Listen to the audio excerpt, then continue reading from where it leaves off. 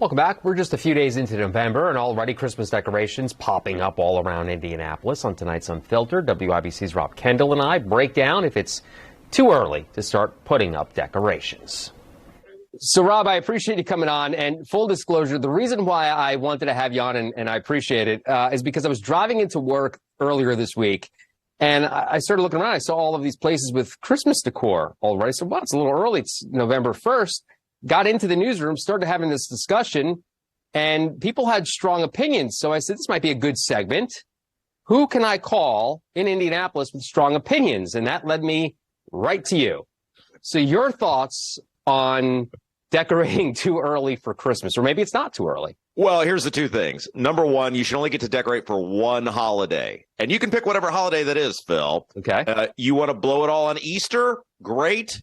You want to use it on Christmas? Fabulous. But you get one holiday. One holiday to decorate. Wait. Before we even get into the Christmas, you can, in your opinion, your rules, the Rob Kendall rule book, you can only decorate for one holiday a year. Yeah, because it's excessive. You know, I'm a former local elected official. It's a lot of lawn clutter. So you get one holiday, Phil. You can go all out. You can Clark Griswold it. You can put inflatable animals or pumpkins or whatever it is, but you get one holiday to do the crazy decorating. Okay, so if that one holiday, going with your philosophy, is Christmas, when is too early, or maybe it's not too early? Yeah, you got to respect the dignity of others, and respecting the dignity of others involves not before Thanksgiving. Okay. Right.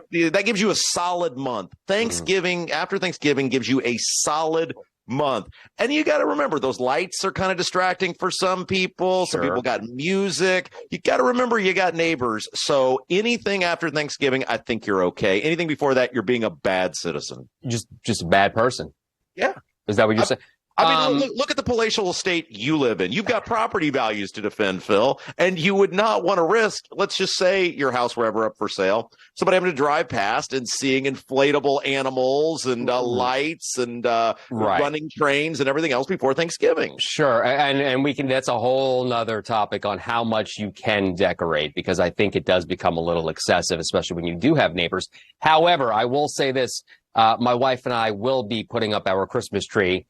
Well, she says we're putting up our Christmas tree this weekend. I think it's a little bit too early, but I want to stay married, so I'm going to go along with it, as I have been for the past almost 15 years now.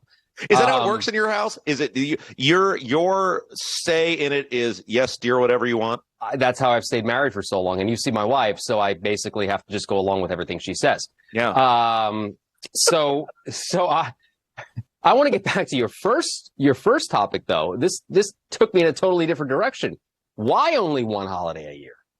My mother and I have had this conversation for quite a while now, and she's a person who loves to decorate on everything. And it's just too much. Yeah. Like, you get one time to really go all out. But if every holiday it's something else, and I'm talking like St. Patrick's Day, Easter, Valentine's Day, it just gets to be too much, and it's really expensive. And so I think it's really fair to say one holiday, do whatever you want to do, and then just let it be for the rest of the year. I can get with that. The one thing I will say, and one of the arguments that I heard about decorating early, is that Christmas brings a lot of joy to people. So why not have more of it? Well, look, around my house, my wife, for example, gets to hang out with me. So what could bring you more joy than that? You get the lottery. Yeah, absolutely. She's the luckiest woman alive. However, I will say, like, let's take Christmas, for example.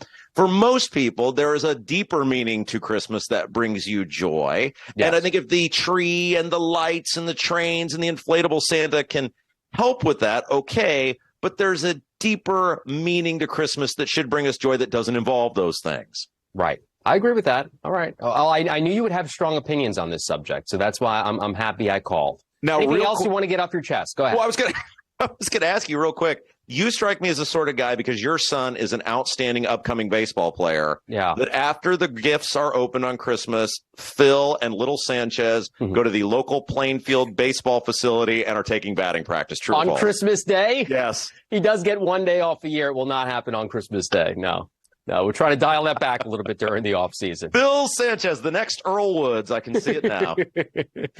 Rob, always good to see you, man. We'll talk Thank you. soon. Thank you.